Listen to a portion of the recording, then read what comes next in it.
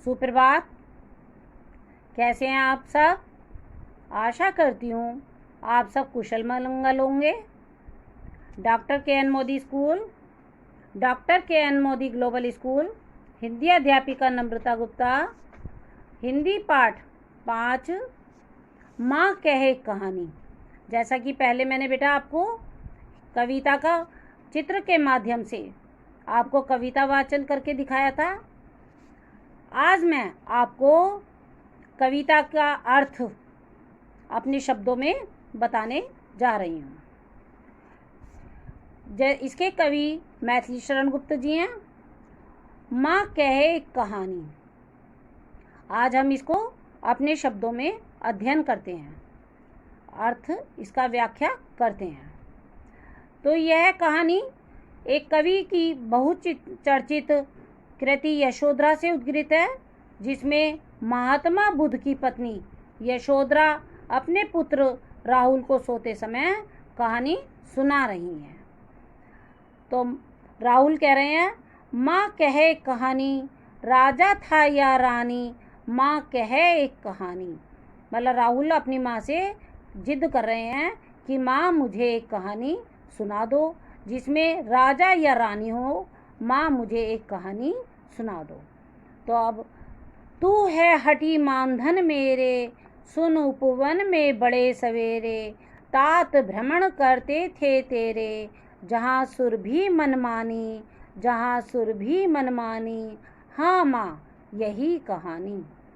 तो वो माता सुना रही हैं कहानी। तो वो कह रही हैं, हटी मतलब जिद्दी, उपवन बगीचा, तात पिता भ्रमण घूमने जाते, सुरभि जहाँ सुगंधित हवा, सुगंधित जो है हवा आती थी।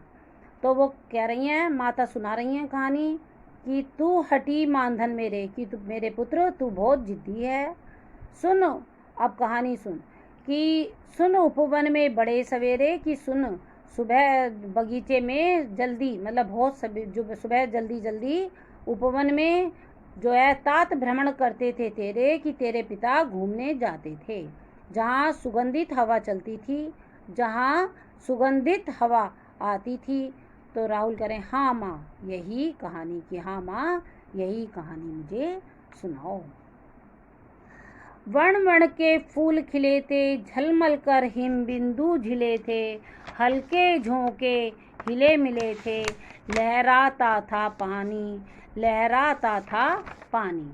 तो वण वण के रंग बिरंगे, हिम बिंदु ओस की जो बूंदें होती हैं। तो माता कहती कि वहाँ पर जो है रंग बिरंगे फूल खिले हुए थे। जो बगीचे में आप जाते हो ना, तो वहाँ पर देखते हो तरह तरह के बगीचे में फूल, पत्तियाँ, पेड़ पौधे होते हैं। तो वहाँ पर भिन्न प्रकार के रंग फूल खिले हुए थे। और जैसे कि रात को जो ओस पड़ती है, तो जो ओस की बूंदें होती हैं वह पेड़ पौधों पर जो पत्ते होते हैं उस पर झिलमिला रही थी, और हवा के हल्के झोंका जब चल रहा था तो उससे वो हिल रही थी। तो लहराता था पानी, तो वो पानी लहर ले रहा था। तो लहराता था पानी, वो पानी लहरा रहा था। तो हाँ हाँ माँ यही कहानी। तो वो कह रहे हैं, हाँ हाँ मुझे यही कहानी सुना दो। गाते थे खग कल कल स्वर से, जो सहसा एक हंस ऊपर से, गिरा बिध होकर खरशर से, हुई पक्षी की हानि, हुई पक्षी की हानि। तो वो जो वहाँ पर जो थे खग हैं पक्षी, और बिध जो आहत हुआ है, और खर है तेज धार वाला, और शर है तीर। तो वो कह रहे हैं कि गाते थे खग कल कल स्वर से, तो मतलब वहाँ के जो पक्षी हैं वो अपनी कलकल की आवाज़ में गाना गा रहे थे, अपनी कलकल की आवाज़ से बोल रहे थे। सहसा मतलब अचानक में एक हंस ऊपर से गिरा, बिध कर मतलब जो तेज धार वाले तीर से बिध कर वो नीचे गिर गया। इससे पक्षी को जो है नुकसान हुआ, हानि, हानि मतलब नुकसान हो गया, हुई पक्षी की हानि, और इससे पक्षी को जो है नुकसान हो गया। तो करुणा, अब यह दया भरी कहानी है। चौंक उन्होंने उसे उठाया, नया जन्म सा उसने पाया, इतने में आखे टक आया, लक्ष्य सिद्धि की मानी। लक्ष्य सिद्धि की मानी, हुई कोमल कठिन कहानी। तो चौंक कर कौन चौंका? जब उनके राहुल के जो पिता जाते थे, तो जब वो घूमने गए थे तो उनके सामने वो पक्षी गिरा था, तो वो अचानक चौंक गए। कोई भी चीज़ अचानक गिरती है तो आदमी चौंक तो जाता ही है। तो चौंक उन्होंने उसे उठाया। जब वह चौंक गए और उन्होंने पक्षी को गिरा देखा, तो एकदम अचानक उन्होंने फुर्ती से उसे उठा लिया और उस पक्षी को नया जन्म मिल गया। भाई कोई भी गिर जाता है और उसको कोई भी पुनः गोदी में उठा ले तो वो नया सा जीवन अपना फीलिंग करता है, मतलब महसूस करता है। तो इतने में आखे टक है शिकारी। तो इतने में जो है वहाँ पर थोड़ी बहुत देर बाद ही वहाँ पर कौन आ गया? आखे टक, शिकारी आ पहुँचा। और लक्ष्य सिद्धि की मानी, उसने अपना जो निशाना लगाया था तो उसको उन्होंने सिद्ध कर दिया, उसने आखे टक ने। तो उसने बताया कि मैंने निशाना मारा है, इसको तीर मारा है, तो ये मेरा है। तो उसने लक्ष्य सिद्धि की मानी। तो अब उसने अपना लक्ष्य सिद्ध कर लिया कि भाई मैंने तीर मारा है तो ये पक्षी मेरा है अब। तो कोमल कठिन कहानी, यह कहानी कोमल भी हो और कठिन भी हो गई है। तो मांगा उसने आहत पक्षी, तेरे तात किंतु थे रक्षी। तब उसने जो था खग भक्षी, हट करने की ठानी। तो मतलब हट करने की ठानी, अब बढ़ चली कहानी। तो जो आखे टक आया, शिकारी जो आया, तो जो जिसको चोट लगी थी पक्षी को, तो उसने उस आहत पक्षी को मांग लिया कि मांगा, लेकिन तेरे पिता ने उसकी रक्षा की थी। तो रक्षी का मतलब रक्षा करना। तो किंतु तेरे पिता ने उसकी रक्षा की थी, तब उसने जो था खगभक्षी, तो तेरे पिता ने उस पक्षी की रक्षा करी। और वो जो था जो आखे टक था वो पक्षी खाने वाला, मतलब मांसाहारी था। तो तब उसने जो था खगभक्षी, जो इसको पक्षी को खाता, भक्षक था, मारने वाला था, तो उन दोनों में हट करने की ठन गई। अब तो दोनों हट करने लगे। इधर तो तेरे पिता ने उनको बचाया और उसने तीर मारा, तो दोनों में हट हो गई। तो दोनों हट करने की ठानी, अब दोनों में हट हो गई है कि वो तो कह रहे हैं कि मेरा है और जिसने मारा वो कह रहा है मेरा है पक्षी। तो इन दोनों में अब जिद हो गई है और अब कहानी बढ़ चली है। तो कहानी अब आगे विवाद जो है वह बढ़ गया है। हुआ विवाद सदै निर्दय में, उभय आग्रही थे स्वयं विषय में। गई बात तब न्यायालय में, सुनी सभी ने जानी, सुनी सभी ने जानी। व्यापक हुई कहानी। अब जो है विवाद जो है, जो उनका जो विवाद है वो जो है कहाँ पहुँच गया है? तो विवाद पहुँच गया उनका, जो बहस हुई है वह दयालु में। विवाद मतलब बहस, और सदय है दयालु, और निर्दय है जो निर्दयी जिसने मारा है। तो उभय आग्रही थे स्वयं विषय में, मतलब वहाँ पर जो उभय थे, उभय का मतलब है दोनों, आग्रही है बार बार आग्रह करना, जो हट कर लिया उन्होंने, हटी मतलब जिद्दी हैं।